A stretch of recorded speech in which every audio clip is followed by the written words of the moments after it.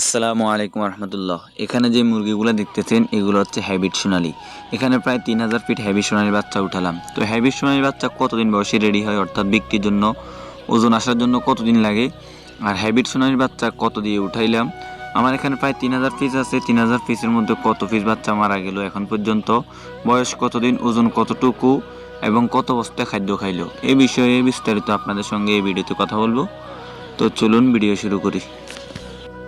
প্রথম কথা হলো হ্যাবিট সোনালির বাচ্চা কতদিন বয়সে বিক্রির জন্য রেডি হয়।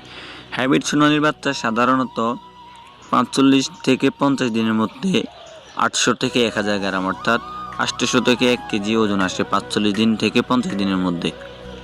দ্বিতীয়ত হচ্ছে আজকে আমার এই মুরগির বাচ্চাগুলোর বয়স কতদিন, কত বস্তা খাদ্য খাইলো এবং কয়টি ভ্যাকসিন করানো হলো, ওজন গড় কতটুকু আসলো।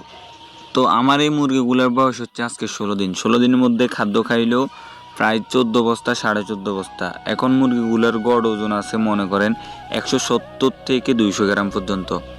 এই 16 দিন বয়সে আমি মুরগিগুলোকে কিল সহ মোট 3টা ভ্যাকসিন করলাম। এখনও পর্যন্ত 16 দিনের মধ্যে 3000 পিসের বাচ্চা থেকে আমার মারা গেল প্রায় 120টার কাছাকাছি। 120 পিস বাচ্চা মারা যাওয়ার কারণ হচ্ছে এখন শীতকালে একটু বাচ্চা বেশি মারা যায়। আরও একটা কারণ হচ্ছে আমার এখানে একদিন একটা বিড়াল ঢুকলো খামারের মধ্যে, সে অনেকগুলো বাচ্চা নষ্ট করলো, পরবর্তী বাচ্চাগুলো মারা গেল। এই কারণে আমার বেশি মুরগি মারা গেল আর কি।